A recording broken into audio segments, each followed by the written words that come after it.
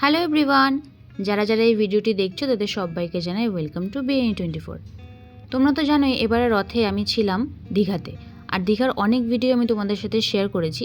আর আজকে আমি শেয়ার করব দীঘার সি বিচের সামনে যে দোকানগুলো আছে সেগুলো দেখতে কেমন এবং সেখানে কী কী জিনিস পাওয়া যায়, আর তার সাথে শেয়ার করব দীঘা সি বিচে গিয়ে কী কী খেলাম।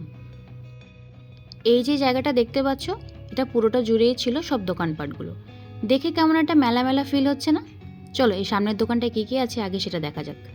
এখানে ছিল সব ধরনের শ্বেত পাথরের জিনিস, যেমন শিবলিঙ্গ, হামানতিস্তা, তারপরে রয়েছিল চীনামাটির কাপ, আরও ঘর সাজানো টুকিটাকি জিনিস। আর তার পাশেই ছিল এই শাখার দোকানটা।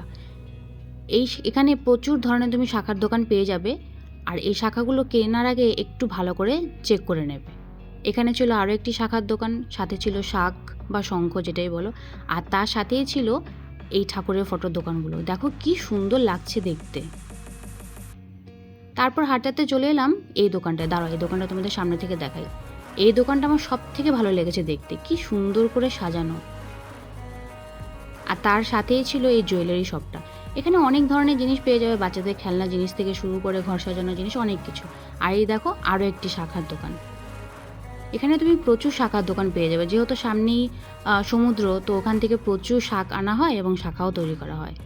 আর এই ছিল একটা ফুচকার দোকান। চলো এবার ওদিকটায় গিয়ে দেখি ওখানে কী কী দোকান আছে। তোমরা কে কে দীঘা এসছো এবং তোমাদের দীঘার অভিজ্ঞতা কেমন, ইচ্ছে হলে কমেন্টে জানিও। আর এখানটায় রয়েছিল সব ধরনের ব্যাগের দোকানগুলো। দেখো কি সুন্দর ডিজাইন করা বিভিন্ন কালারের সুন্দর সুন্দর ছোটো ছোটো ব্যাগগুলো ছিল, দেখতে বেশ দারুণ লাগছে। আর এই ব্যাগটা দেখো কি সুন্দর দেখতে।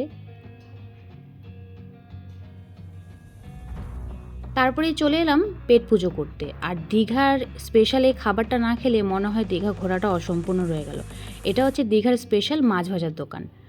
আর দোকানগুলোর মধ্যে দেখো কি পরিমাণ ভিড়, কিছুতেই সামনে এগোনো যাচ্ছে না। দেখো কি লাইন পড়েছে। দাঁড়াও ওদিকটা ঘুরে দেখি যাওয়া যায় কিনা একটু সামনে।